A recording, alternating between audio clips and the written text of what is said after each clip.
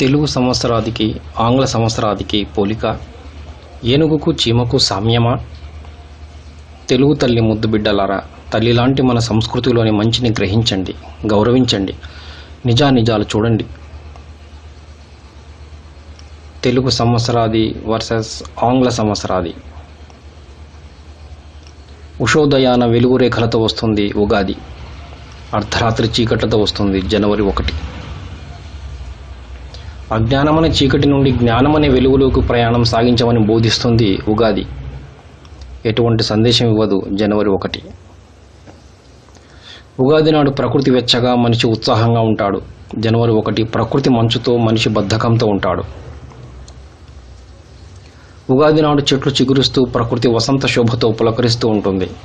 జనవరి 1 నాడు చెట్లు ఆకులు రాలుస్తూ, ప్రకృతి శోభావిహీనంగా ఉంటుంది. ప్రతి ఉగాదికి అర్థవంతమైన పేరు, భవిష్యత్ సూచికగా ఉంటుంది. జనవరి 1 నాడు కేవలం అంకెలుంటాయి. ఉగాది పచ్చడి మనిషి జీవితంలోని కష్టసుఖాలకు సంకేతం, ఆరోగ్యప్రదం. జనవరి 1 నాడు మనం తినే కేకులు మనిషి ఆరోగ్యంపై ఎక్కుపెట్టిన బాకులు. చక్కని నిర్ణయాలు తీసుకున్నటకు మనసు చురుకుగా, బుద్ధి తీక్షణంగా ఉంటుంది ఉగాది నాడు. జనవరి 1 నాడు విపరీతమైన చలికి మనిషి శరీరం, మనస్సు రెండూ మొద్దుబారి ఉంటాయి.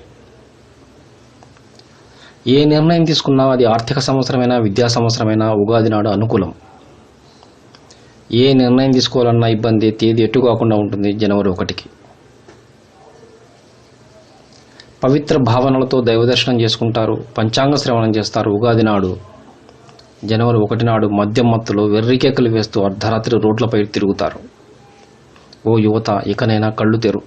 అర్థవంతమైన, సంస్కారవంతమైన, ప్రకృతితో ముడిపడిన మన సంస్కృతి పట్ల విదేశీయులే ఆకర్షితులవుతుంటే మీ పయనం ఎటు? సత్యద్రష్టలైన మన ఋషులు మనకు అందించిన ఆచార వ్యవహారాలు మన ఆరోగ్యానికి, ఆధ్యాత్మిక ఉన్నతికి, మనోవికాసానికి దోహదపరిచేవిగా ఉంటాయి. రేపటి భారత ఆశాజ్యోతులు మీరు. మన సంస్కృతి ఔన్నత్యాన్ని మీరే గ్రహించకపోతే మన జాతి భవిష్యత్తు ప్రశ్నార్థకం కాదా? మన ప్రతి ఆచారం వెనుక ఎన్నో అద్భుత విశేషాలు దాగి ఉన్నాయి.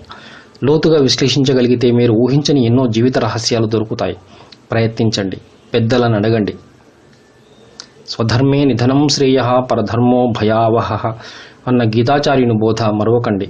భారతదేశ సంస్కృతి పరిరక్షణకు కంకణబద్ధులై ఉంటారు కదూ.